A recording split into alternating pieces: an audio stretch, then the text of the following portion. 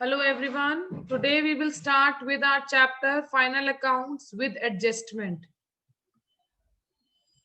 It is also known as financial statement which are being prepared at the end of the year so as to calculate the financial result, that is profit or loss. Profit can be of two types, gross profit or net profit. Similarly, loss can be gross loss or net loss, which can be evaluated with the help of financial statements. It also prepare balance sheet which reflects the financial position of a business. Now starting with the chapter final account with adjustments. Adjustments क्या होती हैं?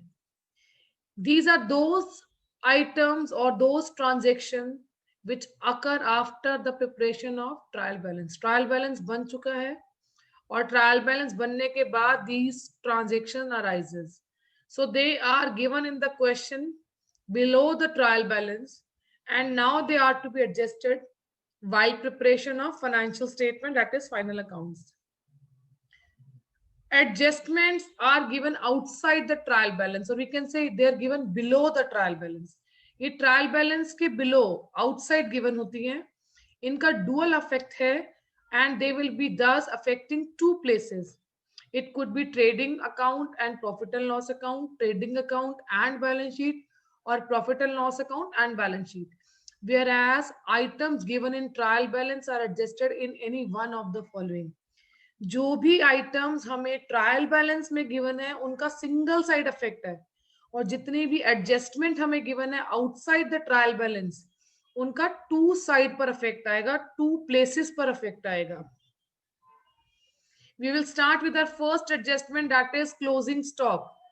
What is closing stock? Closing stock is the amount of stock lying at the end of the year which is unsold. अभी तक ये बिका नहीं है. Closing stock is a part of purchases. Therefore, it will be written on the credit side of trading account. Closing stock is an asset because this is the value of goods lying unsold at the end of the year. So it will be shown on the asset side of balance sheet also. What if closing stock is given in trial balance? ऐसा भी हो सकता है question में आपको जो closing stock है वो ट्रायल बैलेंस में गिवन है.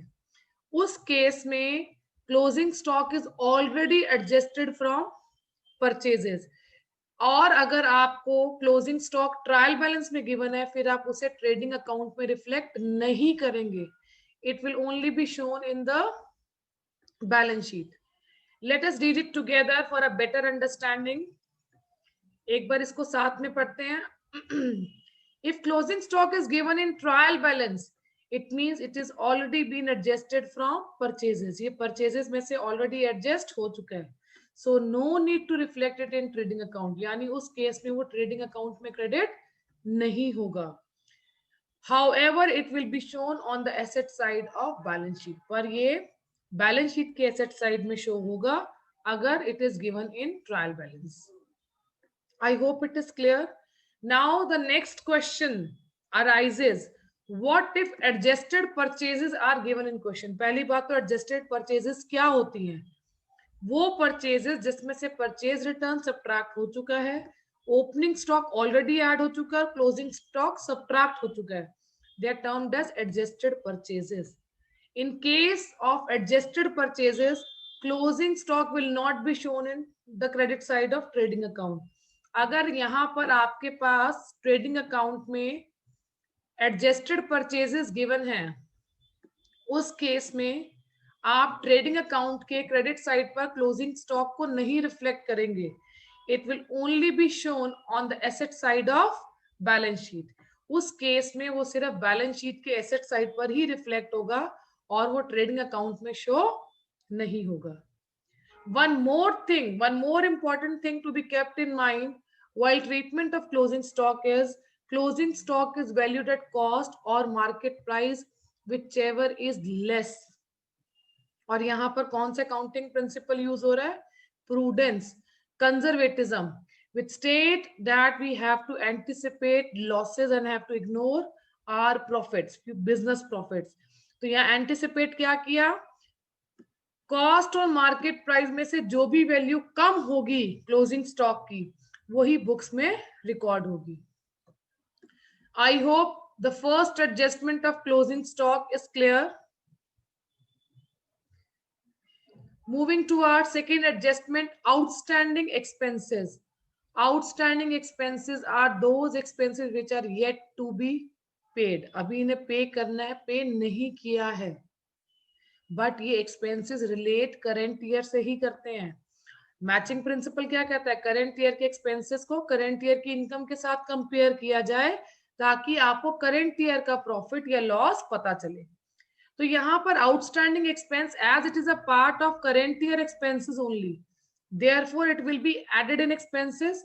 As it is not yet paid, therefore it is a liability, इसलिए बैलेंस शीट में लायबिलिटी साइड भी रिफ्लेक्ट होगा. When I started chapter, I told you adjustment will be recorded on 2 places. और यहाँ वो 2 places कौन सी हैं? ट्रेडिंग और profit and loss account. Trading या प्रॉफिट में से, प्रॉफिट एंड लॉस अकाउंट में से किसी एक जगह ही एक्सपेंस रिकॉर्ड होगा. यानी अगर एक्सपेंस डायरेक्ट नेचर का है तो वो ट्रेडिंग में रिकॉर्ड होगा, और अगर एक्सपेंस इनडायरेक्ट नेचर का है तो वो पीएनएल में रिकॉर्ड होगा. जो भी एक्सपेंस का टाइप है उस हिसाब से हम उस अकाउंट में उसको डेबिट करेंगे and outstanding expense will be added in it. For example, अगर सैलरीज गिवन है तो we will prepare only PNL account, और पीएनएल अकाउंट के डेबिट साइड में वी विल राइट सैलरीज और उसमें आउटस्टैंडिंग सैलरीज को ऐड कर देंगे. सिमिलरली वो आउटस्टैंडिंग सैलरी बैलेंस शीट में भी लायबिलिटी साइड पर रिफ्लेक्ट होगी. But again student gate confused. What if that outstanding expense is given in trial balance? मैंने आपको बताया ट्रायल बैलेंस में जो हमें एडजस्टमेंट्स गिवन होती है उनका सिंगल साइड रिफ्लेक्शन आता है, सिंगल साइड वो पोस्ट होती हैं, रिकॉर्ड होती हैं. What if outstanding expenses are given in trial balance? It means it has already been adjusted from expenses. वो expenses में से adjust हो चुकी हैं और हम उन्हें liability की तरह ट्रीट करेंगे और बैलेंस शीट में लायबिलिटी साइड रिफ्लेक्ट करेंगे. सो दिस इज वेरी इंपॉर्टेंट. बच्चे कंफ्यूज हो जाते हैं. जब आउटस्टैंडिंग एक्सपेंस उन्हें ट्रायल बैलेंस में गिवन होता है तब भी वो यही ट्रीटमेंट कर देते हैं एडजस्टमेंट वाली. You have to be very vigilant when you are treating outstanding expenses. अगर वो एडजस्टमेंट में गिवन है then only they will be recorded at 2 places.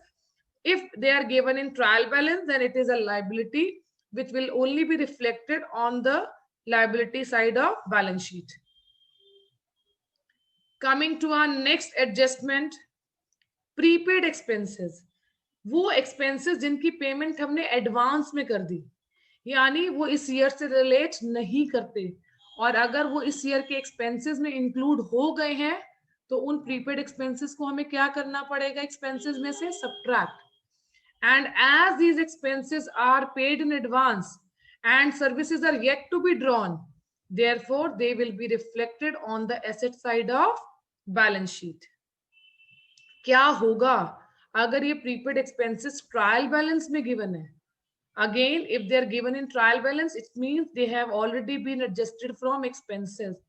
और जैसा कि मैंने बताया prepaid expenses वो expenses हैं जिनकी पेमेंट हमने एडवांस में कर दी है. So they are asset, thus they will be shown on the asset side of balance sheet.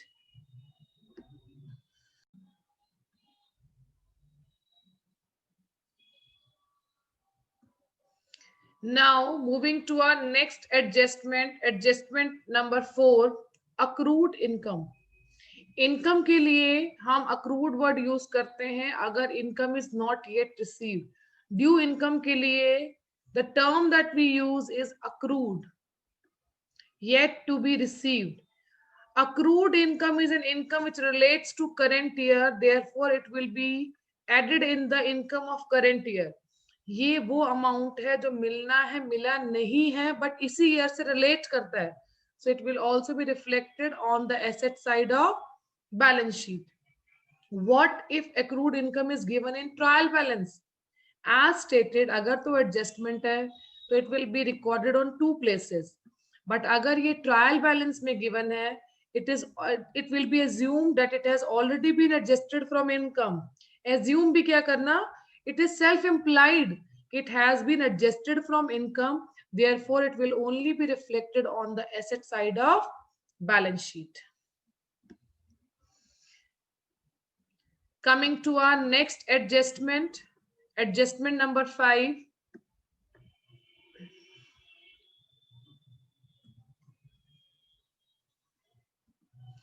Unaccrued income, unearned income भी कहा जाता है इसे. अनअर्न्ड मतलब जो आपने अभी अर्न नहीं की है बट आपने रिसीव कर ली है.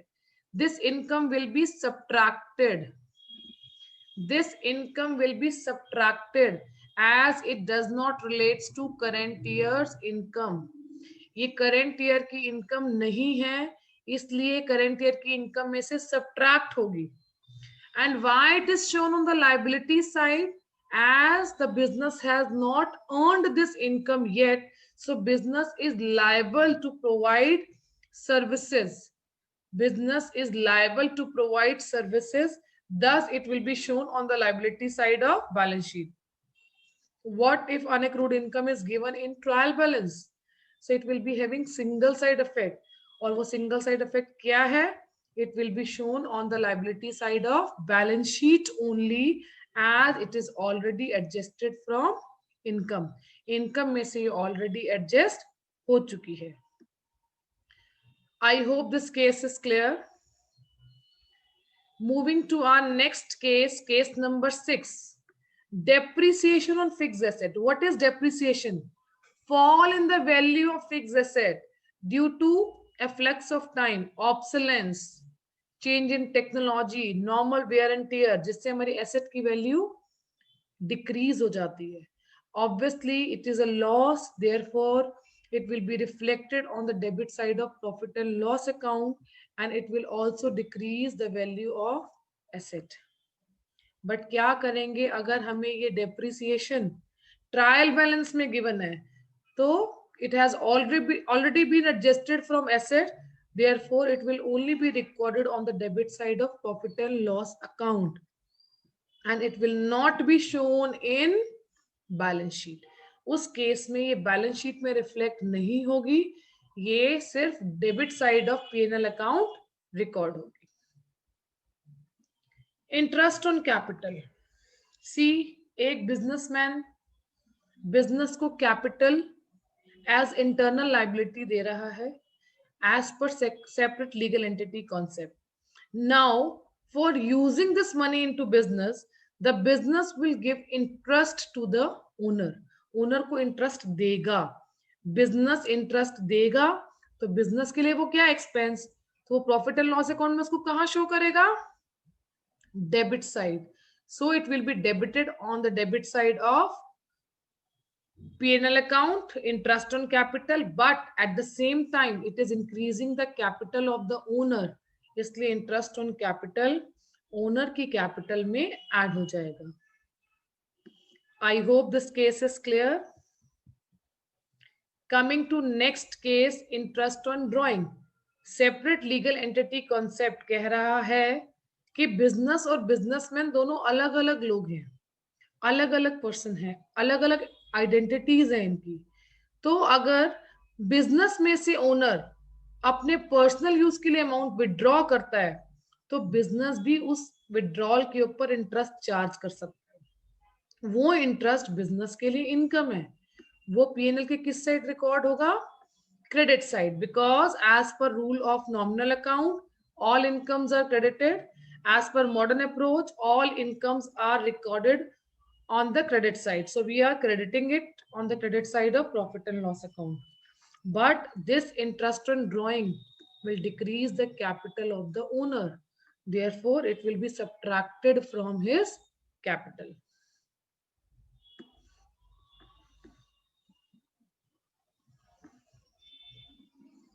Coming to next case.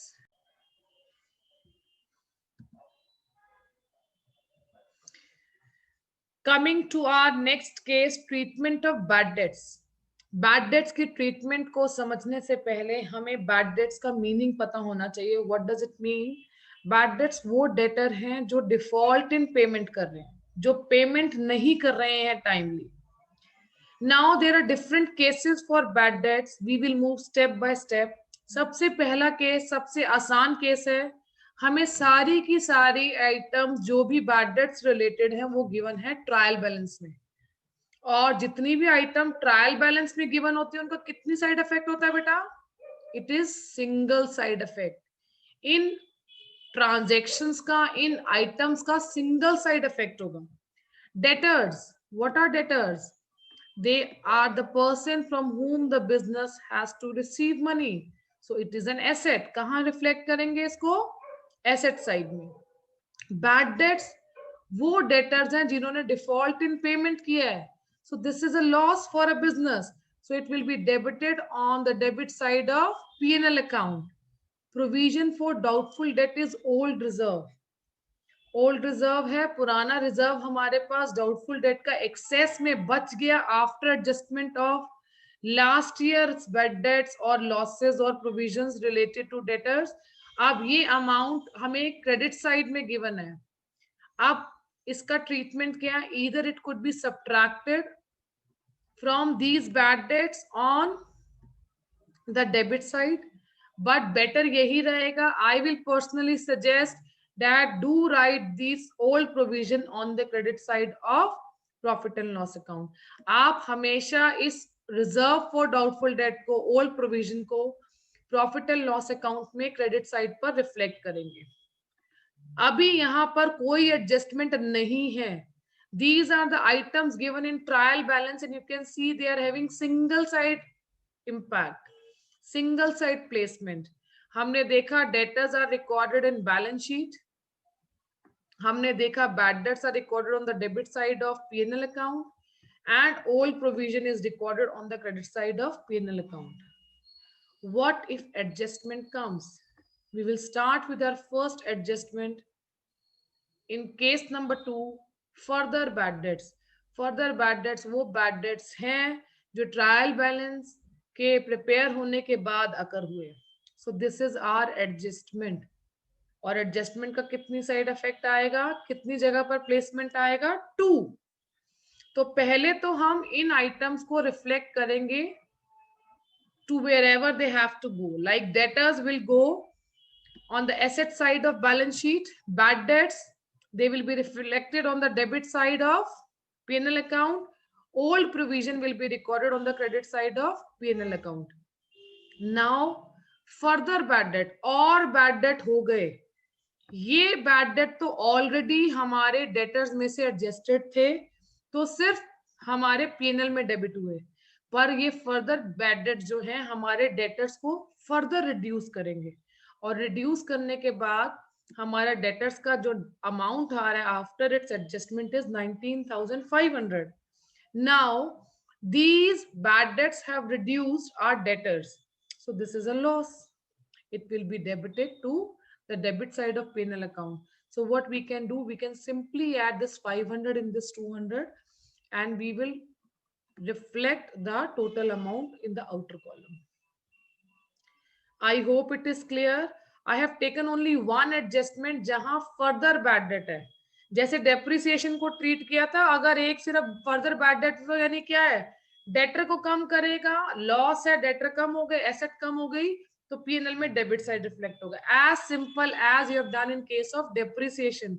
Depreciation में भी तो जब आपकी एसेट कम हो रही थी तो आपने क्या किया था, उसको एसेट में से भी माइनस किया था और P&L में डेबिट भी किया था।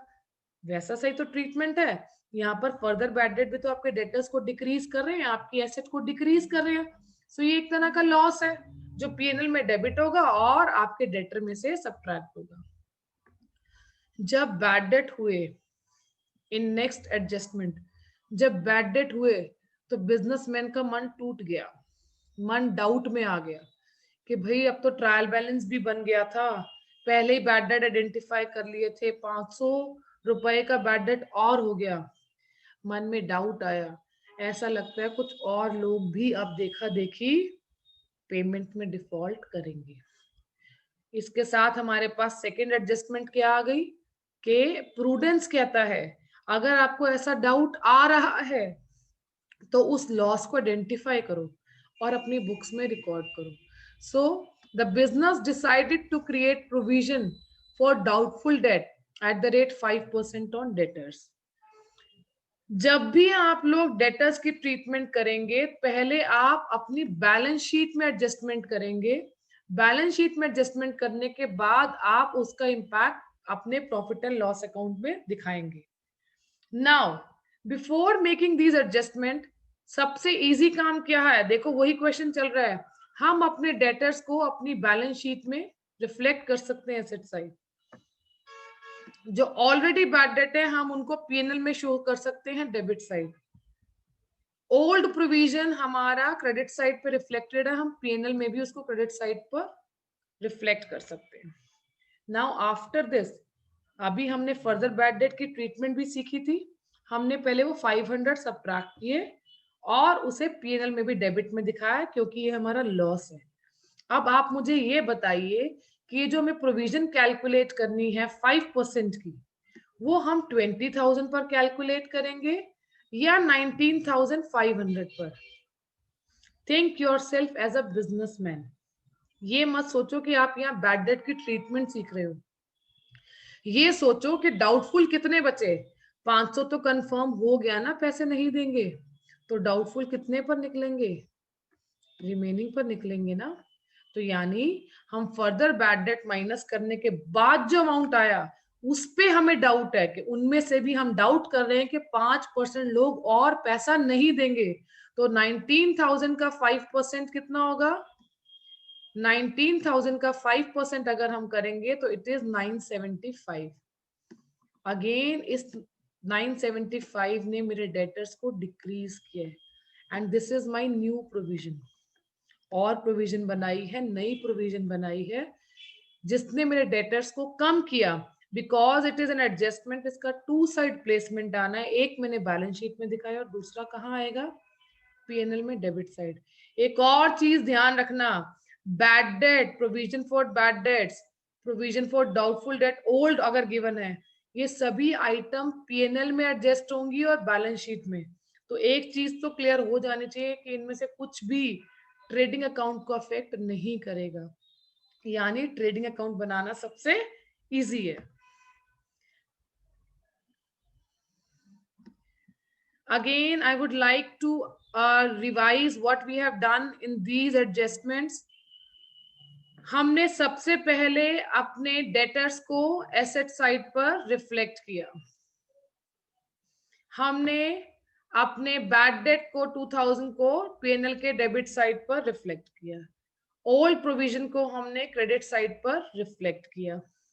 Now this further bad debt will have to side effect.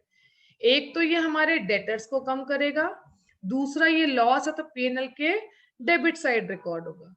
अब कंफर्म हो गया 500 लोग तो बैड हो गए, डाउटफुल कौन होंगे? रिमेनिंग, जो इन बैड डेट्स को माइनस करने के बाद आएंगे। यानी 19,500 का 5% अगर हम कैलकुलेट करेंगे, that will be a new provision which will be subtracted from debtors and will be added on the debit side of P&L account in bad debts. Here you can see मैंने F और D को mark किया हुआ है। अगर मैं इनको order change कर देती, अगर मैं प्रोविजन फॉर डाउटफुल डेट पहले दे देती और बैड डेट्स बाद में लिखती, तब भी आपको जब प्रोविजन निकालनी है तो वो डाउटफुल डेटर्स की निकालनी है। और वो डाउटफुल डेट्स के ऊपर कैसे कैलकुलेट होगी? पहले जो कंफर्म्ड बैड है उन्हें माइनस करने के बाद। तो यानी पहले एफ ही सब्ट्रैक्ट होगा और उसके बाद provision, P stand for provision. तो पहले हम फर्दर बैड डेट ही सब्ट्रैक्ट करेंगे और फिर हम प्रोविजन में, भले ही हमें एडजस्टमेंट में ऑर्डर कैसा भी गिवन हो। Now coming to the comprehensive case, maximum ये केस बन सकता है केस नंबर 4 डेटर्स का।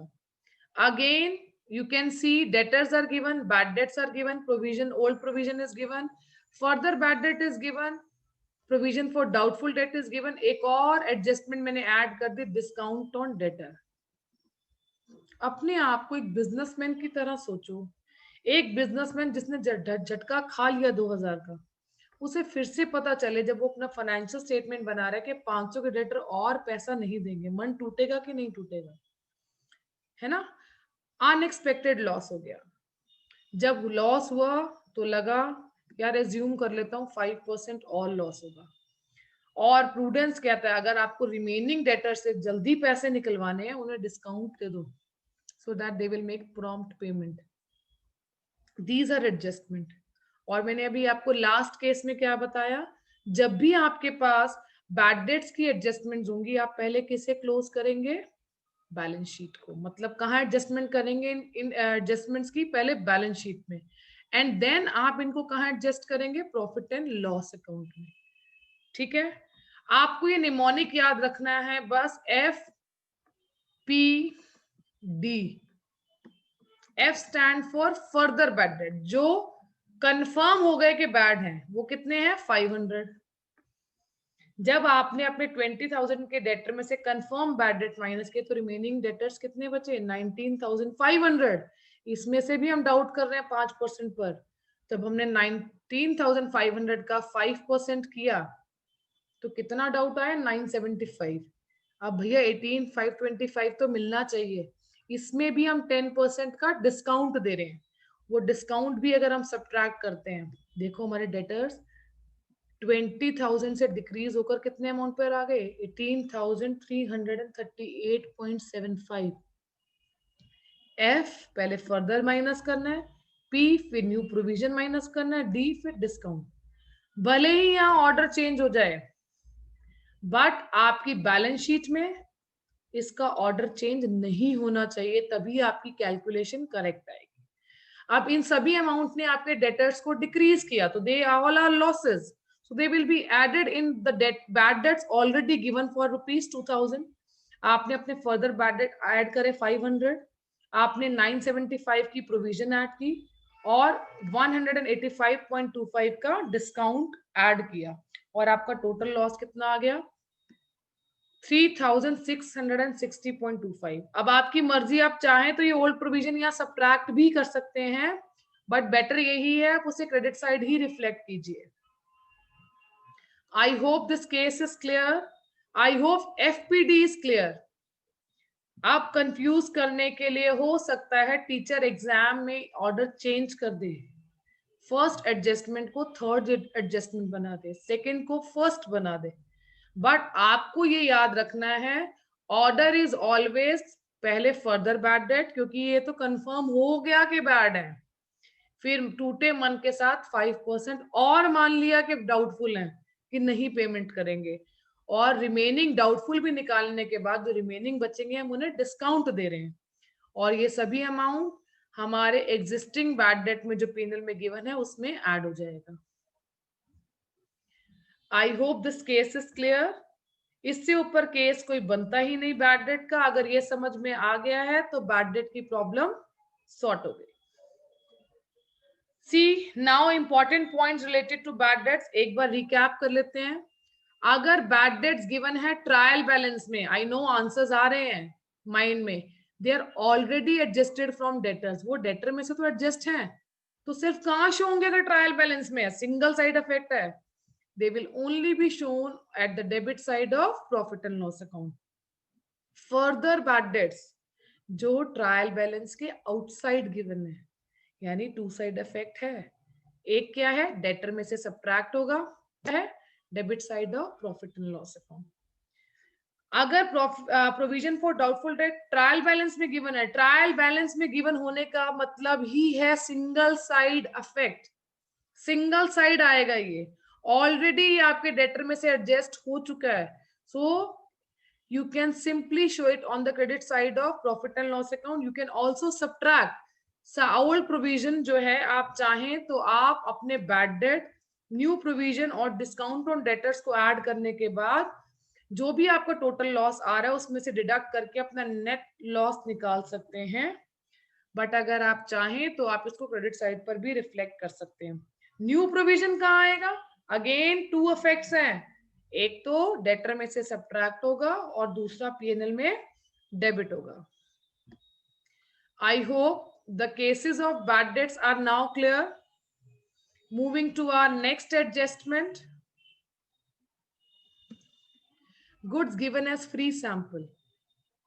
फ्री सैंपल मींस एडवर्टीजमेंट, आप अपने गुड्स का सैंपल दे रहे हैं अपने कस्टमर के को थोड़ा सा परसुएड करने के लिए to increase their sale. So you are giving these samples out of your purchases. तो ये किसको डिक्रीज करेगा? आपकी परचेजेस को. And as it is an expense, therefore it will be recorded on the debit side of profit and loss account as advertisement expenses. I hope it is clear. Moving to next case, goods drawn for personal use. ऐसा नहीं है कि businessman business से सिर्फ cash ही withdraw करता है, वो personal use के लिए गुड्स भी विड्रॉ कर सकता है. सो पर्सनल यूज के लिए कुछ भी विड्रॉ करो बिजनेस से, वो ड्रॉइंग्स ही कहलाएगा. Because here goods are being drawn, so this will decrease purchases of the business. And as it is a drawing in kind, therefore it will decrease the capital of the business. ऐसा भी हो सकता है cash और kind दोनों ही आपको drawings में given हो, तो आप उन दोनों को ऐड करके यहाँ ड्राइंग्स बनाकर सबट्रैक्ट करेंगे. Always take care. Goods drawn for personal use will be recorded at cost. हो सकता है एग्जाम में आपको कॉस्ट और मार्केट प्राइस दोनों गिवन हो, आपको अपने गुड्स को जो एज ड्राइंग ट्रीट करना है वो एट कॉस्ट ट्रीट करना है. So you will ignore market price. यहाँ क्लोजिंग स्टॉक वाला कॉन्सेप्ट मत लगा देना, कॉस्ट और market price which ever is less. आप ड्राइंग्स हमेशा कॉस्ट पर दिखाएंगे गुड्स की, right. Coming to our next case where goods are given as a token of respect to the staff member for their welfare, so it will be decreasing your purchases, so subtracted from purchase. And staff welfare expense is again an expense for a business, therefore it will be recorded on the debit side of P&L account. All expenses are debited. Coming to next case, goods lost by fire. ऐसा हो सकता है business में goods godown में पड़े हैं और fire लग जाए. मोस्ट ऑफ द केसेस में we have seen either you will get the amount of loss, और जो आपने अपना इंश्योरेंस कराया है वो amount whichever is less. So here we are assuming के जो गुड्स आपके लॉस हुए हैं बाय फायर वो 10,000 के थे, और इंश्योरेंस कंपनी ने जो क्लेम एडमिट किया है, admit, you have not received this amount. अभी सिर्फ आपको इंश्योरेंस कंपनी ने अमाउंट एडमिट किया कि वो आपको 8,000 देंगे. आपका गुड्स कितने का बेटा जला है यहाँ पर? 10,000. तो आप अपनी कॉस्ट ही सबट्रैक्ट करेंगे. अगर आप मान लो 10,000 के गुड्स आपके जलते हैं जिसमें से इंश्योरेंस कंपनी 8,000 दे देगी, तो आपका एक्चुअल लॉस कितना है? Actual loss is 2,000 which will be reflected on the debit side of P&L account. But this 8,000 is not yet received, so it is your asset. मिलना है, मिला नहीं है, therefore it will be reflected on the asset side of balance sheet. 10,000 के goods जले हैं, सोचो godown में से कितने का सामान चला गया? 10,000 का चला गया. आपका लॉस कितना हो रहा है? गुड्स चले भी गए हैं, अगर परचेजेस कम हो भी गई हैं तो आपका लॉस असल में कितना हो रहा है? 2,000 ही. और क्योंकि वो क्लेम मिलना है, मिला नहीं है, तो वो बैलेंस शीट में कहाँ आएगा? Asset side. I hope this case is clear. Coming to the most important adjustment, managers commission. See, business अपने मैनेजर को इंसेंटिव्स भी देता है. प्रॉफिट अगर मैनेजर अपने hard work, toil and pain से कहीं ना कहीं हाइक पर लेकर आता है, इंक्रीज पर लेकर आता है, there business assured that the manager will get commission. And there are 2 cases. पहला केस क्या है? Manager's commission before charging such commission. आप देखो इस केस में क्या है? नॉर्मल केस है, आपको रेट गिवन है, आप नेट प्रॉफिट को उस रेट से मल्टीप्लाई करेंगे और कमीशन निकाल देंगे. बिफोर के केस में ऑब्वियसली रेट परसेंटेज में गिवन होगा, तो जब हम परसेंटेज को कैलकुलेट करेंगे in amount, so we have to divide it with 100. I have taken a case here जहां मान लो हमारी इनकम सब क्रेडिट साइड टोटल करने के बाद 1 लाख बन रही है, और हमारे सारे एक्सपेंसेस 34,000 के हैं, राइट। और हमने अपने मैनेजर को प्रॉमिस किया है कि हम नेट प्रॉफिट का उसको 10% कमीशन देंगे। तो नेट प्रॉफिट कैसे निकलेगा, हम अपनी इनकम में से अपने एक्सपेंसेस को सब्ट्रैक्ट करेंगे, this is our net profit, और इसका 10% हमने उसको बोला हम 6600 देंगे। तो यानी ये सब कैलकुलेशन आप वर्किंग नोट में करेंगे, आपको 2 पीएनएल नहीं बनाने हैं, ये आपकी अंडरस्टैंडिंग के लिए मैंने बनाया है। आप सिर्फ ये वाला पीएनएल बनाएंगे जहां आप अपनी इनकम 1 लाख शो करेंगे, अपने एक्सपेंसेस 34,000 शो करेंगे, मैनेजर्स कमीशन 6600 जो आपने वर्किंग नोट में कैलकुलेट किए, और इस 6600 को सब्ट्रैक्ट करने के बाद आपका नेट प्रॉफिट आएगा। बिकॉज कहीं नहीं लिखा क्वेश्चन में कि हमने मैनेजर को कमीशन दे दी है, that means the business is still liable to pay, so it will be reflected on the liability side of balance sheet. Before charging का केस बहुत आसान है, नॉर्मल रेट ऑफ आपको जो मैनेजर्स कमीशन है वो कैलकुलेट करना है। आप अपना नेट प्रॉफिट पहले पेंसिल से वर्किंग नोट में कैलकुलेट कर लेंगे। कैसे कैलकुलेट करेंगे, आप वर्किंग नोट में अपने इनकम में से एक्सपेंसेस को सब्ट्रैक्ट करेंगे और रॉ नेट प्रॉफिट निकाल लेंगे जिसपे आपने कमीशन चार्ज करना है, विच इज 66,000, राइट। और उसके बाद उसका 10% कैलकुलेट करने के बाद आपको ये वाला पीएनएल बनाना है।